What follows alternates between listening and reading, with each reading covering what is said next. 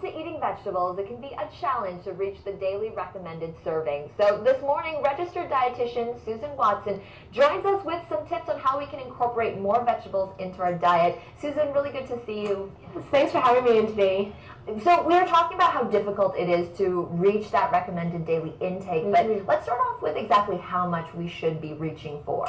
Well, really, I like to say the more the better, because I think we're not having enough, right? So, the more the better. Snacking on is a great idea.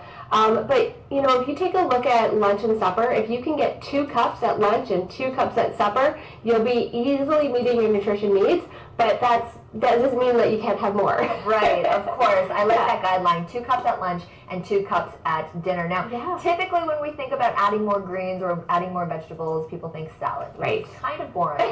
So today we have some different ways and really unique ways on how to incorporate more veggies. Yeah, absolutely. We don't want to think about sneaking in vegetables into your diet if you don't like them. It's just different ways of incorporating them. So one of the ones that I like to do is, instead of having pasta, swapping out some of that pasta for spiralized vegetables, right? And you can make your pasta sauce, maybe with your meat sauce, and do spiralized zucchini or butternut squash.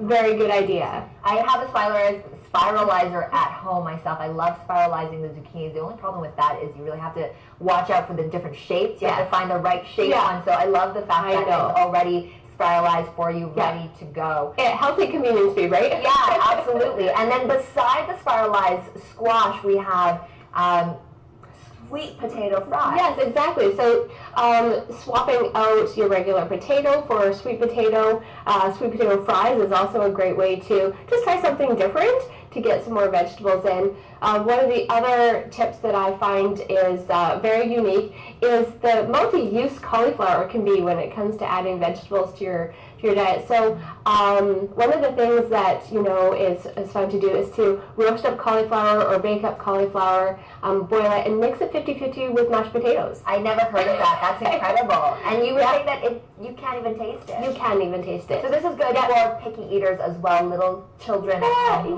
don't necessarily like cauliflower. It's at that age, you can sneak it in, but you might even want to show them that you're doing it so that you're not having any mistrust with your kids. Because that could be a problem. But the other thing I did with the cauliflower is made a cauliflower dip for crackers and as a snack. That's what we have on the table right here. Yep. And those are beetroot chips too. Oh, that's amazing. That's incredible. So we have vegetable chips. Yeah. So what exactly is in this cauliflower dip? Roasted cauliflower, a bit of olive oil, garlic, just baked, and then put through a food processor.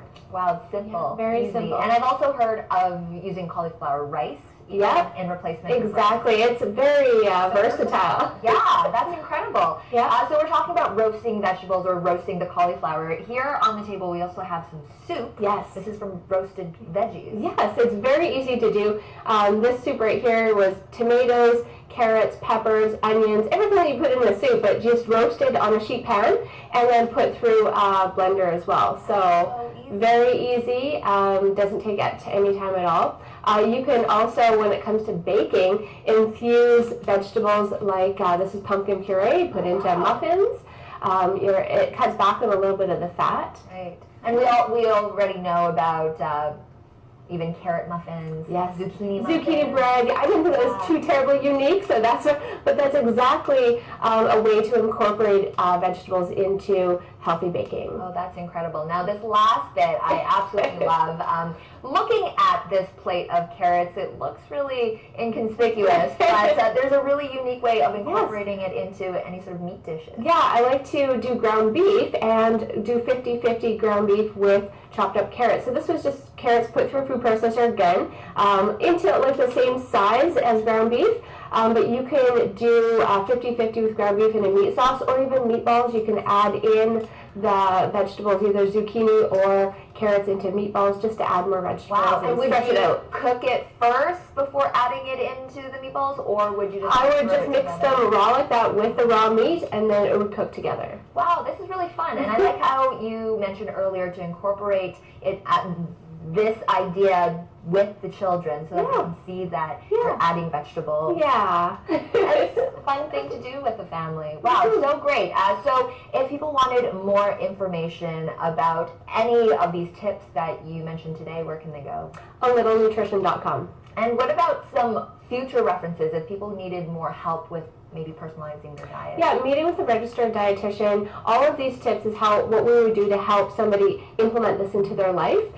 Sometimes they might not necessarily know how to do some of these tips. So working with a dietitian, we can work with somebody personally to help them with that. Oh, that's fabulous. Thank you so much for coming in. You're welcome. Thanks for having me.